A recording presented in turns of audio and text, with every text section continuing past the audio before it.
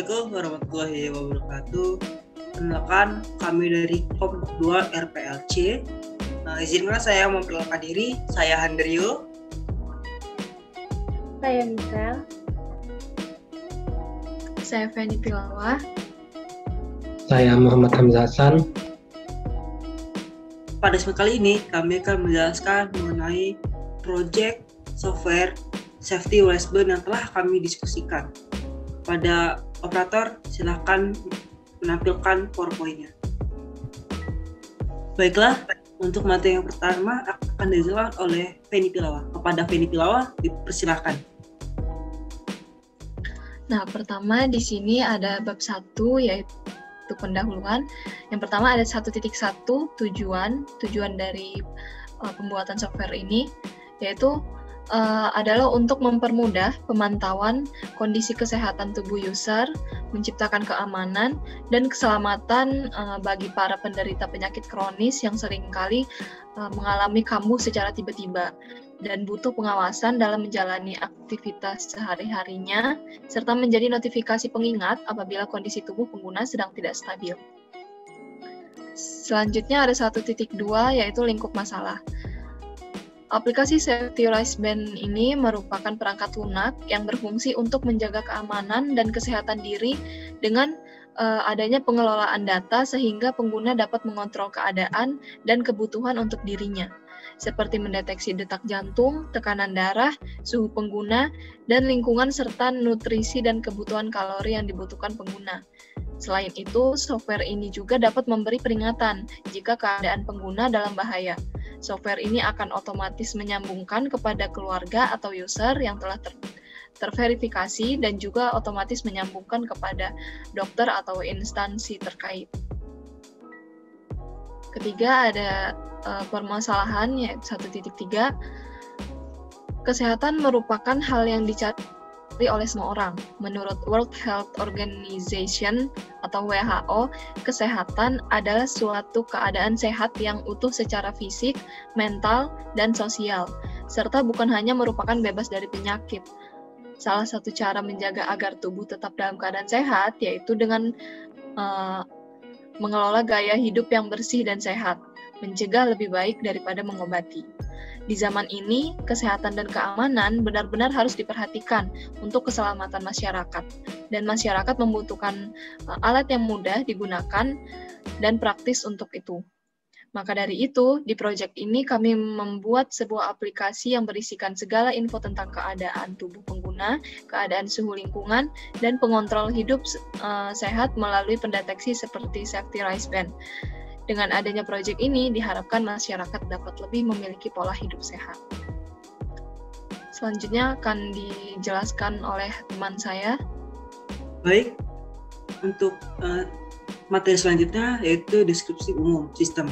Itu untuk materi pertama yaitu 2.1 kebutuhan user.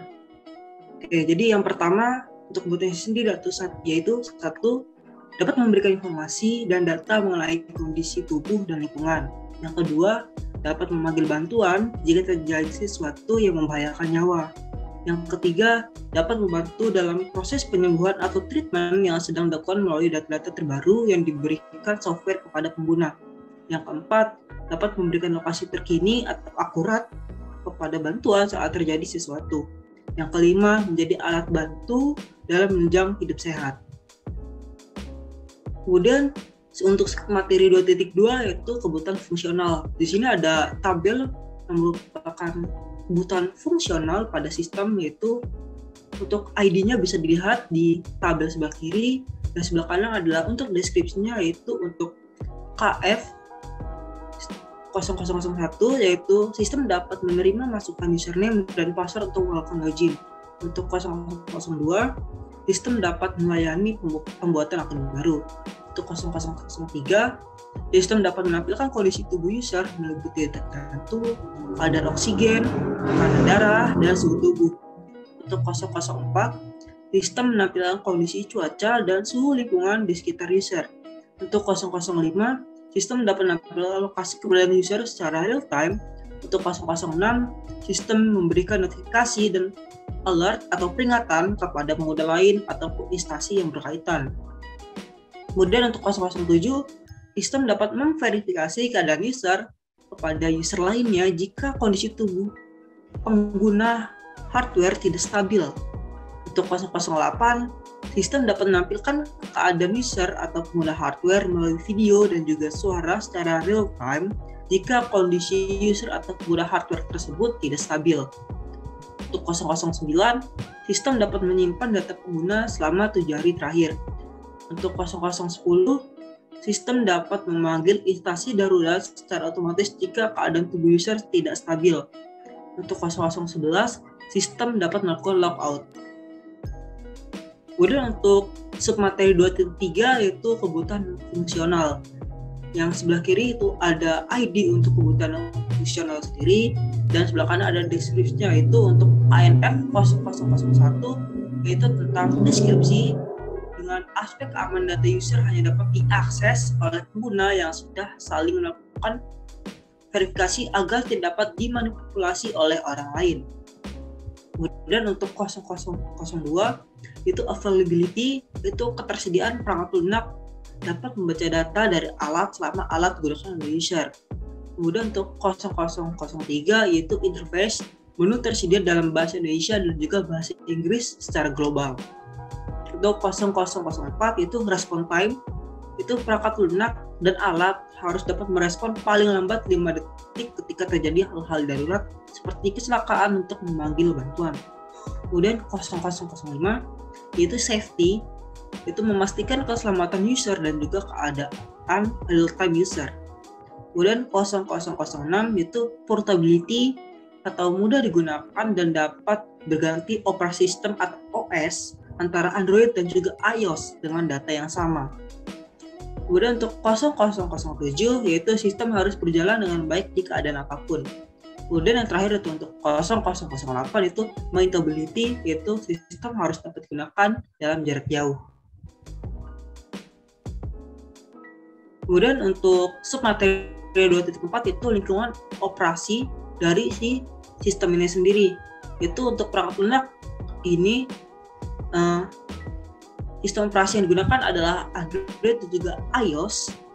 Dan scripting language atau bahasa pemrograman yaitu ada Java, JavaScript, C, dan Python. Untuk DBMS sendiri itu menggunakan MySQL untuk cloud servernya.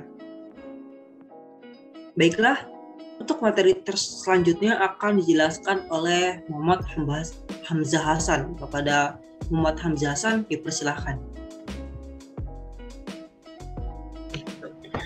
Baiklah, pada bagian arsitektur sistem atau pada bab 3 akan saya jelaskan. Yang pertama subbab 3.1 yaitu desain arsitektur. Desain arsitektur sendiri yaitu menggambarkan hubungan antar elemen struktural utama dari perangkat lunak. Jadi pada gambar desain arsitektur ini menggambarkan hubungan antara aktor dan sistem dari safety wristband. Yang pertama daripada user yaitu langkah pertama melakukan registrasi. Kemudian sistem akan mendapatkan kode verifikasi registrasi. Kemudian setelah langkah berikutnya yaitu adalah memilih menu yang tersedia seperti detak jantung, kadar oksigen, suhu, dan lain-lainnya. Maka sistem akan mengirimkan atau meminta data kondisi tubuh user seperti detak jantung, kadar oksigen, suhu, dan lain-lain tadi kepada hardware. Kemudian hardware mengirimkan atau menampilkan data kondisi tubuh user kepada sistem. Selanjutnya sistem memberikan notifikasi apabila kondisi tubuh user tidak normal. Maka sistem meminta user untuk memverifikasi keadaan darurat. Setelah itu apabila terverifikasi, maka sistem meminta untuk memanggil bantuan kepada instansi gawat darurat. Setelah itu, instansi gawat darurat mengirimkan bantuan ke lokasi user.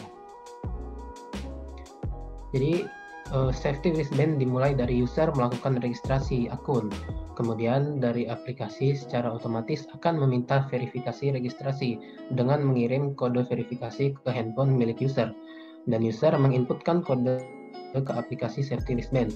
Setelah melakukan registrasi, akun user dapat memilih opsi pada menu aplikasi yang meliputi tekanan darah, detak jantung, kadar oksigen, dan lain-lainnya sesuai kebutuhan user. Kemudian data tersebut dikirimkan oleh hardware ke aplikasi untuk ditampilkan. Apabila terjadi kondisi tidak normal pada tubuh user, hardware memberikan pemberitahuan kepada aplikasi software dari safety wristband. User memberikan verifikasi mengenai keadaan darurat, dan apabila terkonfirmasi darurat, maka sistem akan meminta bantuan kepada instansi gawat darurat, dan instansi gawat darurat terdekat mengirimkan bantuan ke lokasi user. Baiklah, selanjutnya yaitu data description yang akan saya jelaskan kembali. 4.1 data description yaitu pertama data pengguna. Di data pengguna ada pertama first name yaitu nama depan user, kemudian last name yaitu nama belakang user, kemudian age atau umur user, kemudian sex atau jenis kelamin user, kemudian weight atau data berat badan user saat ini atau terkini dihitung menggunakan satuan kilogram, kemudian ada height atau tinggi badan user saat ini dihitung menggunakan satuan sentimeter. Next. Kemudian berikutnya ada data login. Yang pertama ada account atau akun yang telah terdata berupa email dan juga data diri yang telah terverifikasi milik user. Kemudian ada password, yaitu kata sandi yang terdiri dari kombinasi angka dan huruf serta beberapa simbol yang dibuat dan hanya diketahui oleh user. Kemudian ada add address atau menambahkan alamat tinggal lengkap dari pengguna. Kemudian ada add email atau menambahkan email baru user. Kemudian ada add password, yaitu menambahkan password baru oleh user. Kemudian ada new account, yaitu membuat akun baru bagi user yang belum memiliki akun sebelumnya. Kemudian ada add weight atau menambahkan berat badan user saat ini. Kemudian ada add height atau menambahkan tinggi badan user saat ini. Kemudian ada add age, yaitu menambahkan umur user saat ini. Kemudian ada choose sex, yaitu memilih jenis kelamin user. Kemudian ada email verification atau verifikasi email yang digunakan user untuk akun pada software. Next. Kemudian ada data kondisi. Yang pertama ada heart rate atau detak jantung user secara real time. Kemudian ada oxygen level, yaitu kadar oksigen dalam darah user secara real time. Kemudian ada body temperature, yaitu suhu tubuh user secara real time. Kemudian ada blood pressure, yaitu tekanan darah user secara real time. Kemudian ada ambient temperature, yaitu suhu lingkungan sekitar user secara real time. Kemudian ada weather information, yaitu cuaca di daerah user, perkiraan secara real time. Kemudian ada user location, yaitu lokasi user secara real time dengan mengambil dan menyesuaikan koordinat berdasarkan GPS user. Next. Bagian selanjutnya yaitu data pantau user lain yang terdiri dari friend name atau nama user yang dapat dipantau, kemudian add friend ID, menambahkan teman untuk dipantau. Ask friend verification, yaitu meminta verifikasi untuk dapat memantau keadaan teman. Kemudian ada friend condition atau kondisi dan juga lokasi teman saat ini secara real time berdasarkan data yang terekam secara real time di software teman. Kemudian ada friend notification atau notifikasi teman apabila kondisi teman dalam keadaan kritis atau darurat. Kemudian ada friend emergency, yaitu memanggilkan bantuan untuk teman apabila terdeteksi bahwa sistem teman tidak bisa atau gagal memanggil bantuan. Next.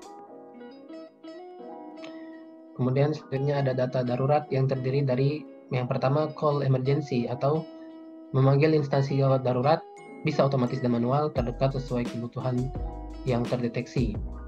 Kemudian ada condition verification atau verifikasi keadaan user saat ini secara real time apabila terdeteksi keadaan user berubah secara drastis ataupun terdeteksi bahwa alat mengalami benturan keras, dilakukan otomatis oleh sistem.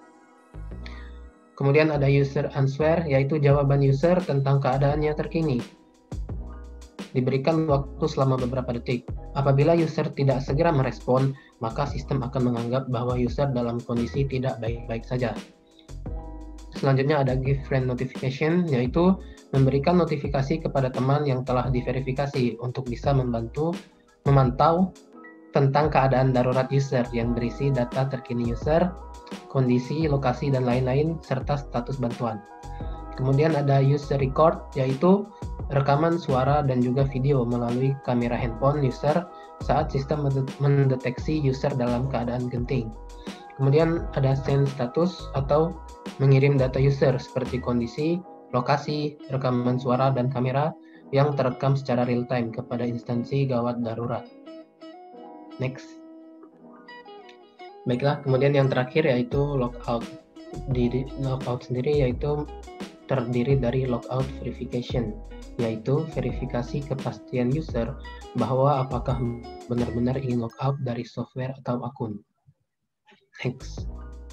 Kemudian selanjutnya ada data dictionary. Jadi data dictionary sendiri yaitu kamus data atau sistem data dictionary, merupakan katalog fakta tentang data dan kebutuhan-kebutuhan informasi dari suatu sistem informasi. Pada bagian ini, yang pertama aliran datanya yaitu data pengguna. Dalam data pengguna terdapat data-data seperti berikut, yaitu ada first name, last name, age, sex, weight, dan height.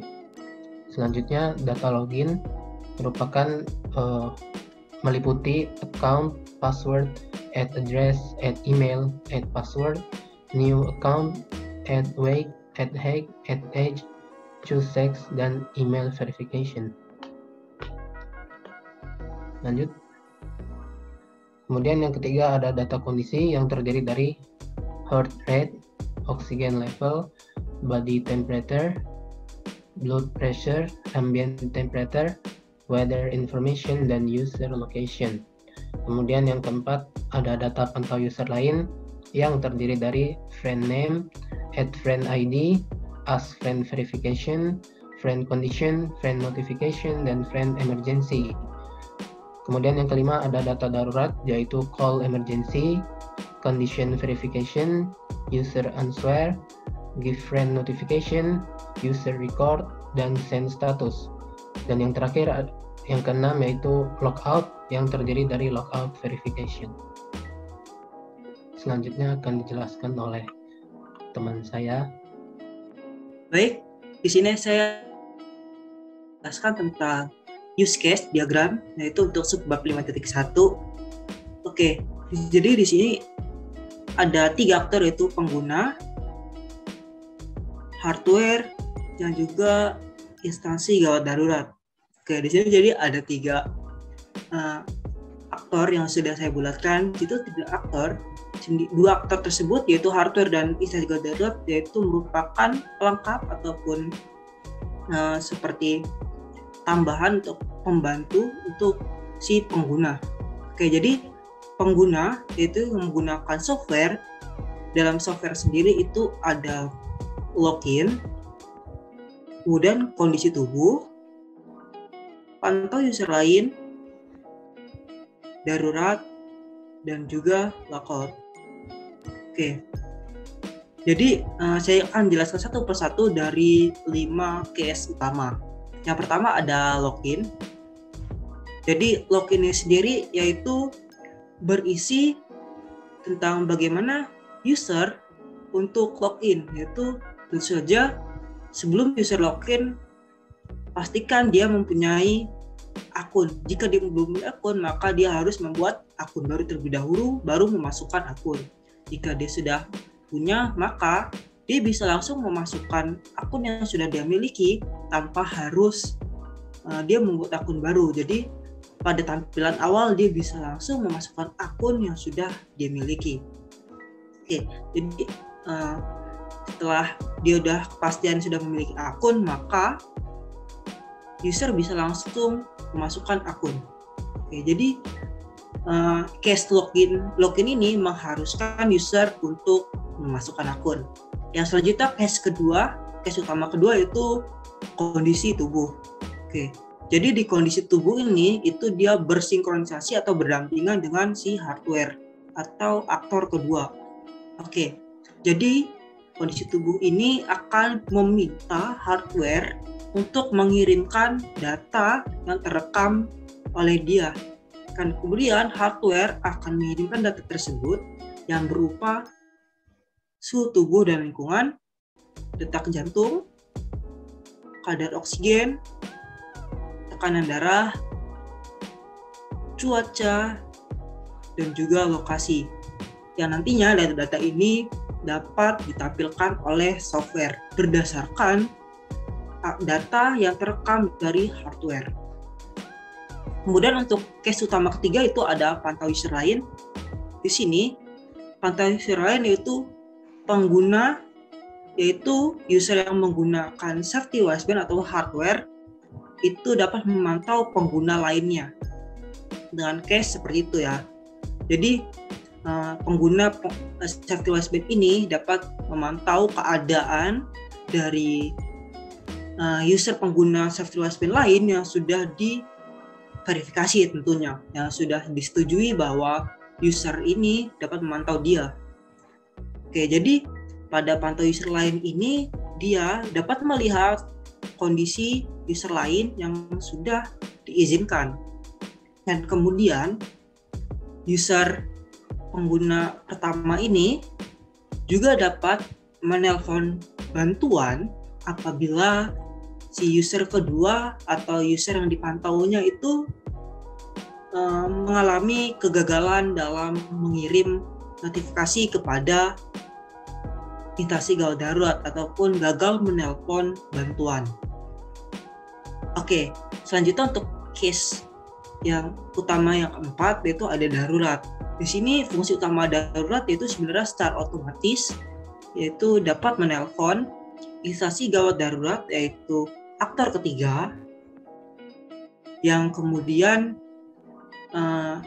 akan diteruskan ke pengguna. Jadi fungsi panggilan darurat ini sebelumnya akan diverifikasi terlebih dahulu. Jadi sebelum sistem memanggil secara otomatis, sistem akan memverifikasi keadaan user pengguna berdasarkan apa yang telah terdata, mulai dari kondisi dan juga kamera dan suara. Jadi case darurat ini mengharuskan untuk memverifikasi terlebih dahulu baru dapat memanggil panggilan darurat.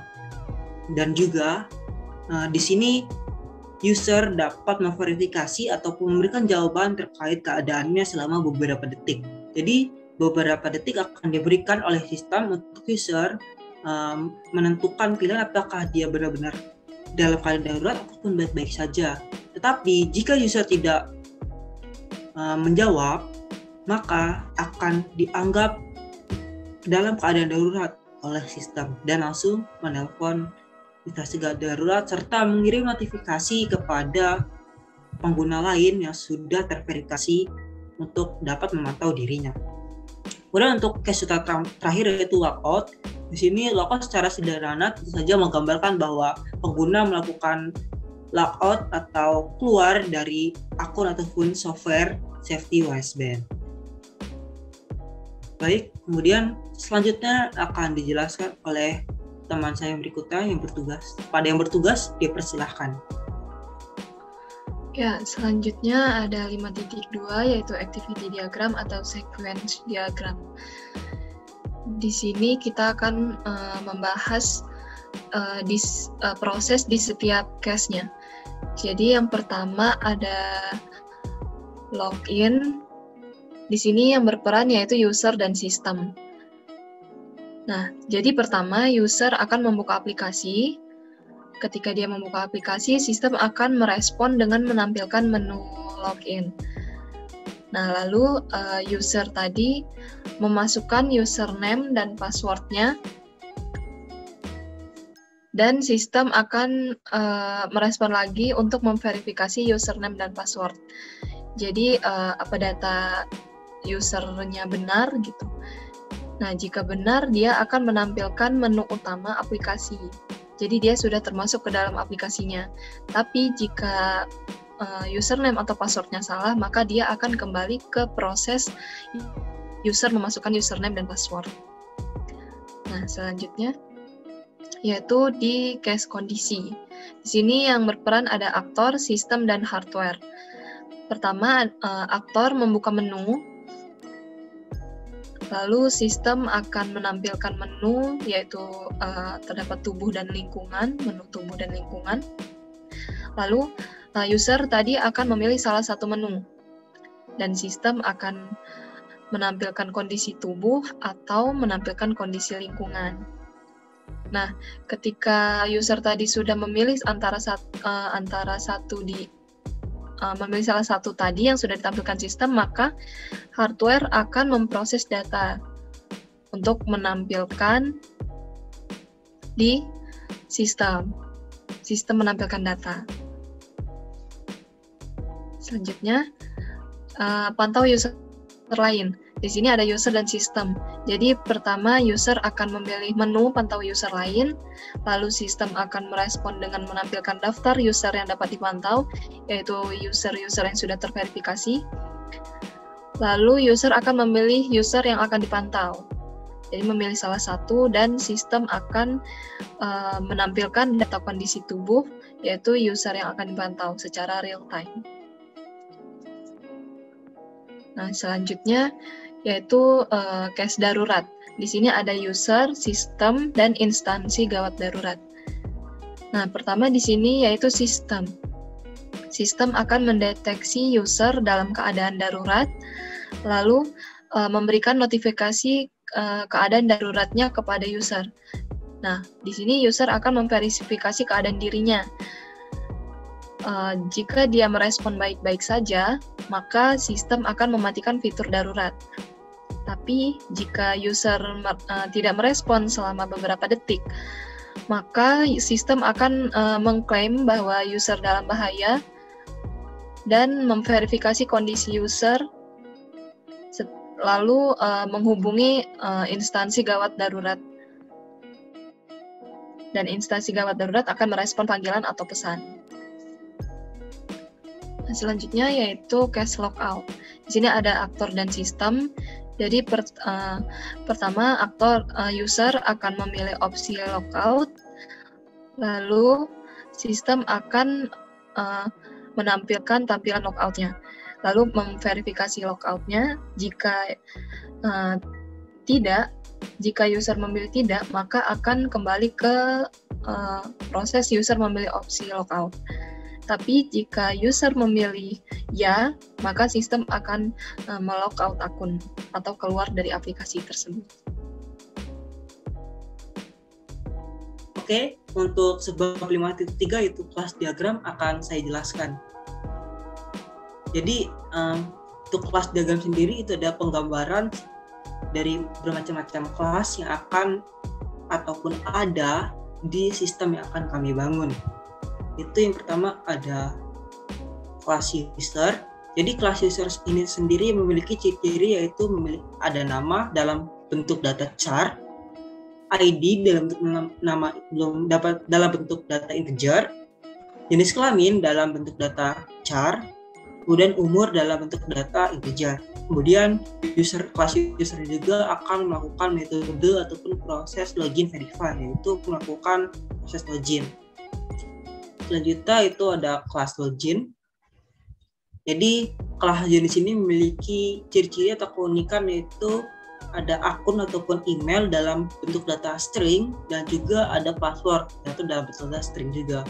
Jadi dari login ini merupakan pusat ataupun akses untuk user melakukan aktivitas ataupun kegiatan di dalam software.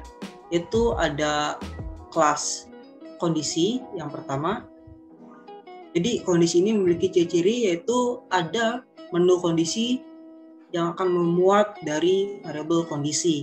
Kemudian di kelas kondisi ini juga akan membaca data dari hardware. Itu kemudian dari kondisi akan berlanjut ke kelas hardware. Oke, jadi kelas hardware ini memiliki ciri-ciri, yaitu terdapat data suhu tubuh dan lingkungan dalam bentuk data float, data jantung dalam data float, kadar oksigen dalam bentuk data float, tekanan darah dalam bentuk data float, cuaca dalam bentuk data string dan juga lokasi dalam bentuk data string. Dan jadi hardware ini akan melakukan metode ataupun proses itu view data dalam bentuk float atau memperlihatkan sebuah data dalam bentuk bilangan desimal. Yang nantinya data ini akan dikirim ke kondisi itu dengan garis. Garis ini yaitu berfungsi sebagai penanda bahwa kondisi dapat mengambil ataupun mengakses data dari kelas hardware. Selanjutnya ada kelas darurat. Jadi di kelas darurat ini itu akan berdasarkan ataupun berasosiasi dengan kelas kondisi, di mana darurat ini memiliki ciri-ciri yaitu dapat panggil bantuan dalam bentuk integer yaitu nomor telepon dari instansi gawat darurat.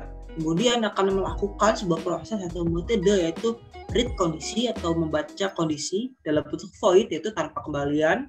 Artinya darurat hanya membaca tapi tidak menghasilkan. Kemudian ada verification kondisi user yaitu akan melakukan verifikasi kondisi dari user pengguna. Kemudian selanjutnya yaitu kelas panggilan darurat yaitu memiliki fungsi call instansi gawat darurat, yaitu memanggil instansi gawat darurat berdasarkan nomor telepon tanpa kembalian, itu hanya memanggil dan tidak bisa dipanggil. Nah, kemudian selanjutnya ada kelas instansi gawat darurat, yaitu di kelas instansi gawat darurat ini sendiri itu memiliki metode atau proses yaitu receive call, yaitu menerima panggilan dari kelas panggilan darurat, dan juga give feedback, yaitu memberikan feedback dari kelas panggilan darurat. Dan juga dari kelas darurat dan juga panggilan darurat itu terdapat garis yang menandakan bahwa kedua kelas ini saling terhubung, yaitu dapat mengakses dan juga memberikan akses. Dan kemudian panggilan dari kelas panggilan darurat dan juga instansi gawat darurat itu sama seperti dari kelas darurat dan panggilan darurat, itu memberikan akses dan juga mengasih akses dengan asosiasi. Itu saling berkaitan satu sama lain. Selanjutnya itu kelas pantau user lain. Jadi di sini kelas pantau user lain itu memiliki ciri itu daftar user terpantau. Itu dalam bentuk char, itu nama-nama daftar user yang dapat kita pantau. Kemudian data user terpantau yaitu berupa data kondisi dan juga lokasi dari user yang kita pantau dalam bentuk data string, dan juga jumlah user terpantau itu jumlah user yang telah terdaftar yang dapat kita pantau dalam bentuk data integer. Dan juga pantau user lain ini akan melakukan proses ataupun metode yaitu view status user lain, itu melihat status user lain berdasarkan kondisi user terpantau yang telah terekam oleh alat user lain tersebut. Itu dalam bentuk data string. Kemudian ada call instansi gawat darurat, yaitu dapat memanggil instansi gawat darurat dan bentuk integer yaitu nomor telepon dari instansi gawat darurat tersebut. Jadi fungsi dari pantau user lain ini sendiri dalam call instansi gawat darurat ini memanggil instansi gawat darurat, yaitu kita dapat memanggilkan bantuan kepada user yang kita pantau apabila software ataupun aplikasi teman kita tersebut gagal meminta bantuan kepada instansi gawat darurat, dan sehingga kita akan memanggilkannya untuk dia. Dan terakhir itu ada kelas logout. Yang tentu saja kelas logout itu akan melogout user dari software ataupun akunnya. Baiklah, untuk selanjutnya akan dijelaskan oleh Michelle. Kepada Michelle, dipersilakan. Baiklah, terima kasih. Di sini saya akan menjelaskan bab 5.4 yaitu data flow diagram. Jadi sebelumnya di data flow diagram itu adalah sebuah diagram alir yang menunjukkan input dan output dari suatu proses gitu. Jadi untuk yang pertama ini ada level 0, yaitu level dari yang menjelaskan bagian paling umum sampai dengan level yang menjelaskan paling rinci nantinya. Untuk level 0 sendiri ini disebut juga dengan diagram konteks. Jadi diagram konteks ini menjelaskan secara umum penjelasan terkait software tersebut. Jadi di sini ada 3 aktor, yaitu user, hardware, dan instansi gawat darurat. Yang pertama, user itu memberikan input data diri user kepada software, dan software akan memberikan data kondisi tubuh kepada user. Kemudian yang kedua itu ada hardware. Di sini hardware itu memberikan data kondisi tubuh dan lingkungan kepada software yang nantinya akan ditampilkan kepada user tersebut. Kemudian selanjutnya software akan memberikan notifikasi darurat kepada instansi darurat, dan instansi darurat akan memberikan konfirmasi keadaan itu kepada softwarenya sendiri. Selanjutnya ada level 1, yaitu pada level ini diagram konteks tadi akan dijelaskan lebih rinci lagi. Jadi untuk yang pertama ini ada login, yaitu user baru memberikan data calon user, kemudian akan diproses di proses login ini, kemudian login ini akan memverifikasi kepada user tersebut. Apabila verifikasi setelah selesai, maka data user itu akan diberikan kepada user dan akan menjadikan user itu sebagai pengguna lama gitu, karena dia sudah memiliki username dan password yang dia daftarkan. Kemudian yang kedua ini ada proses menampilkan kondisi tubuh user. Jadi user yang pertama itu user memilih jenis kondisi tubuh dulu di proses yang kedua ini. Kemudian software itu akan memberikan informasi keadaan tubuh kepada user. Kemudian juga di sini berkaitan dengan instansi gawat darurat, yaitu instansi gawat darurat ini akan memberikan notifikasi kepada software dan memberikan respon kepada software. Kemudian software juga ini dapat menyimpan data riwayat kesehatan di database-nya. Kemudian yang selanjutnya proses yang ketiga yaitu memantau user lain.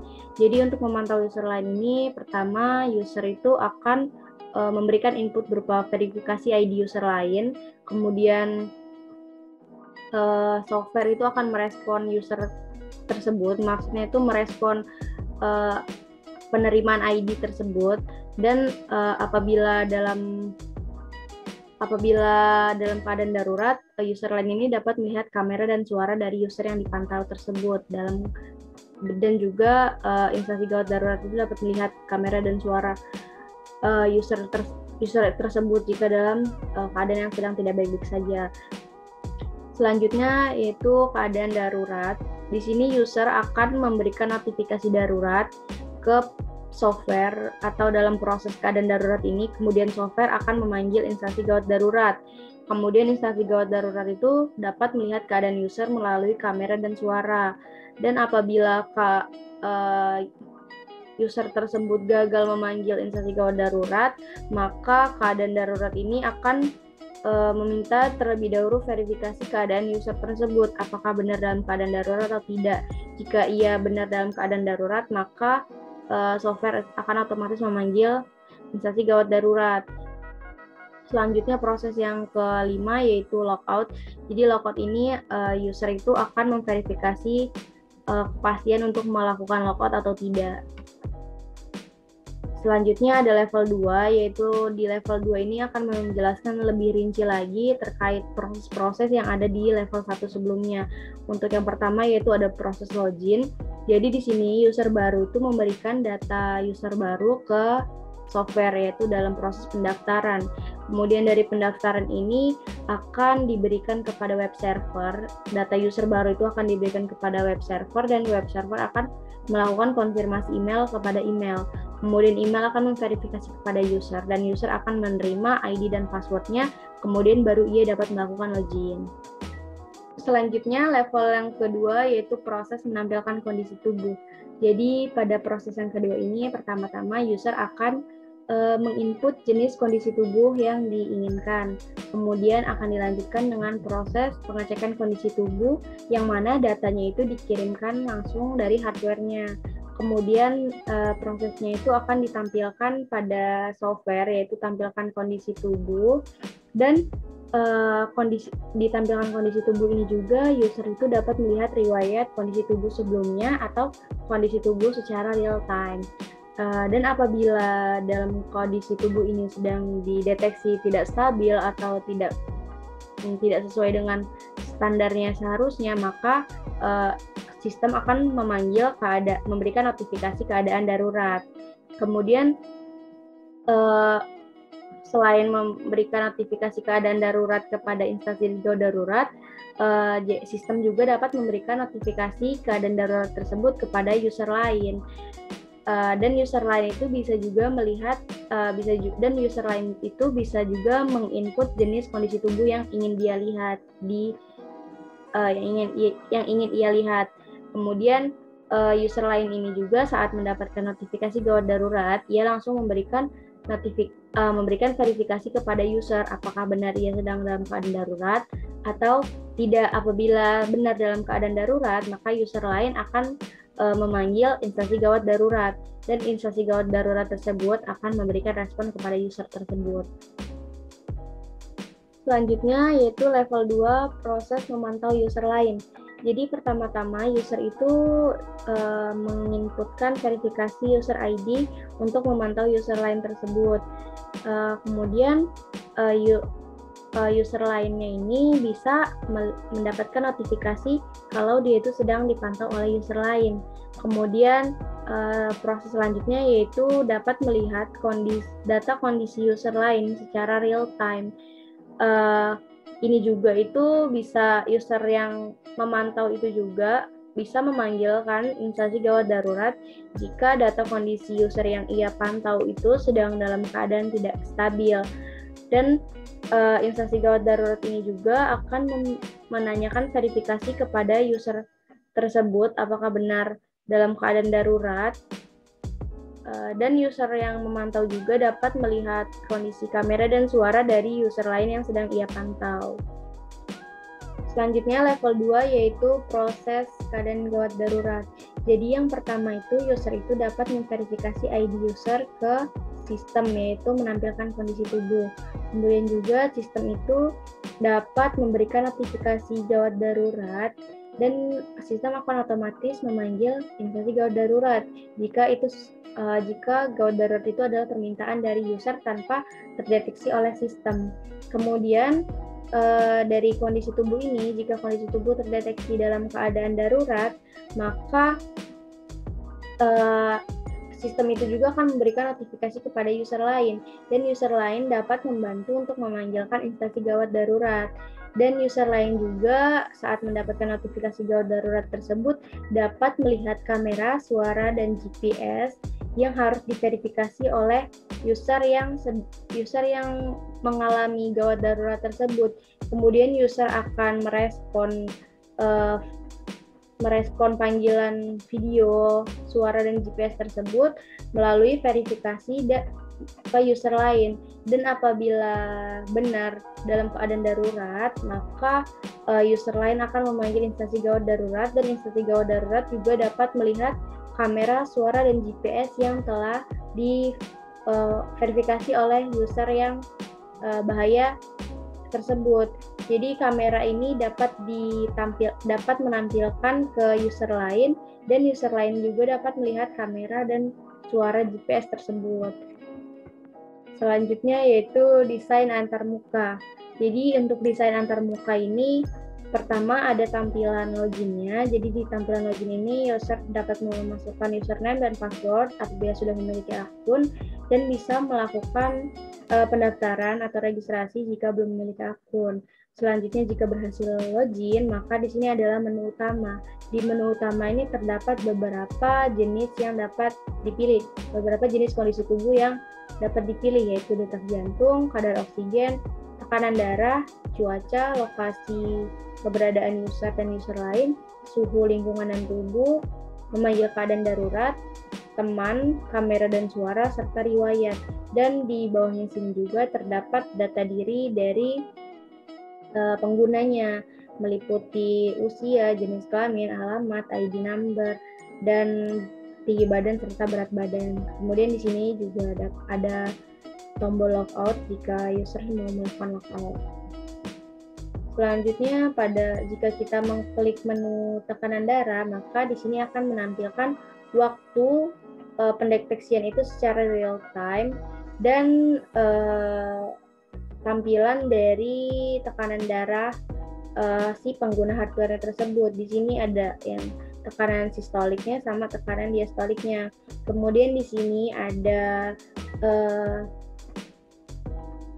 targetan berapa sih angka yang tepat untuk usianya atau untuk berat badannya gitu. Jadi di sini ada standar normalnya dan di sini ada note. Note itu maksudnya sistem itu akan memberikan beberapa pemberitahuan atau pengingat jika keadaannya melampaui batas atau mengurangi dari batas standarnya.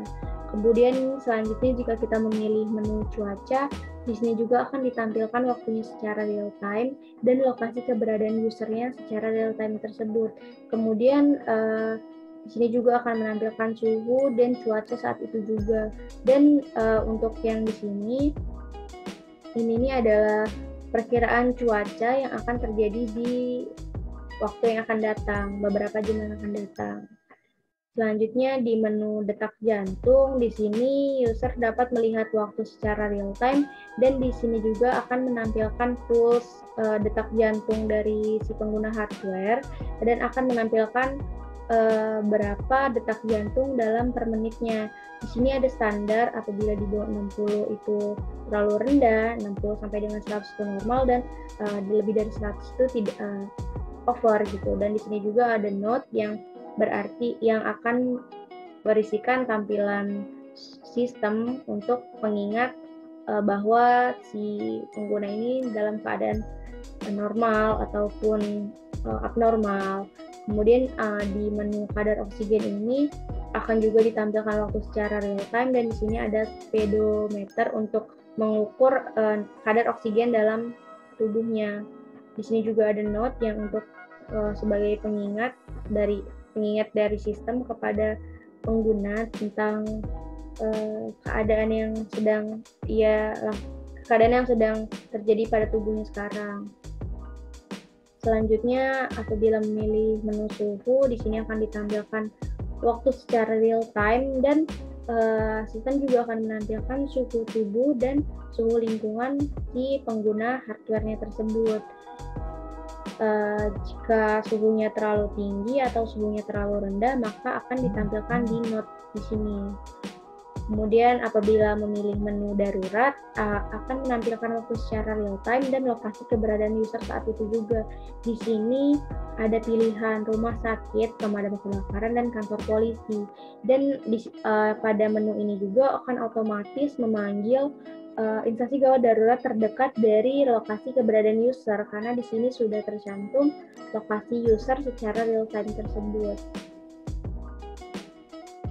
Selanjutnya, jika memilih menu lokasi, maka akan ditampilkan waktu secara real time dan alamat user saat itu juga. Jadi di sini akan ditampilkan maps atau peta yang mana di sini akan muncul teman-temannya sesama pengguna software ini untuk mengetahui siapa yang terdekat dari dia dan di rumah sakit mana yang terdekat dari dia. Di sini di maps ini juga akan menampilkan instansi gawat darurat yang terdekat darinya.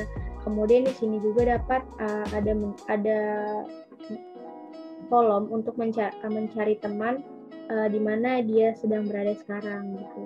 Kemudian jika membuka menu kamera dan suara akan ditampilkan waktu dan dicari siapa yang ingin ia lihat keberadaannya. Namun jika ingin mengetahui keberadaan teman sesama pengguna software ini, maka pengguna software yang lain itu harus memverifikasi terlebih dahulu mengizinkan atau tidak untuk melihat keadaannya melalui video dan suara ini.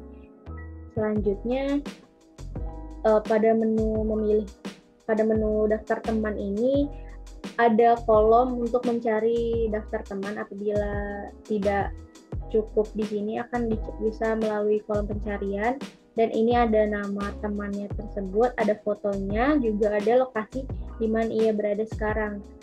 Misalkan namanya Hamzah dan dia lokasinya ada di jalan apa saat ini juga. Kemudian user juga dapat memberikan pesan atau notifikasi kepada si teman tersebut. Di sini juga ada kolom untuk menambahkan teman dengan cara melakukan verifikasi ID. Selanjutnya pada menu riwayat kondisi akan ditampilkan waktu 7 hari terakhir pemantauan kondisi tubuh tersebut. Jadi di sini itu ada dari Monday, Tuesday, Wednesday, Thursday selama 7 hari terakhir, yang mana yang akan dilihat lebih lanjut. Jika kita mengklik tanda tambah ini, maka akan muncul seperti ini, yaitu akan muncul detak jantung, kadar oksigen, tekanan darah, suhu tubuh itu secara umum pada hari itu rata-ratanya. Kemudian jika kita mengklik lagi lebih detail, maka akan tampil seperti ini. Bisa dilihat sesuai dengan jamnya, akan ditampilkan kondisi detak jantung, kadar oksigen, tekanan darah, suhu tubuh secara rata-rata, tertinggi dan terendahnya, dan tertinggi dan terendahnya juga. Sekian, itu saja yang dapat saya paparkan. Saya kembalikan kepada moderator. Pada moderator dipersilakan. Baiklah, sekian dari presentasi kami. Bila ada salah kata maupun salah ucap, kami mohon maaf. Sekian dari kami. Wassalamualaikum warahmatullahi wabarakatuh. I know I said goodbye and baby you said it too, but when I touch you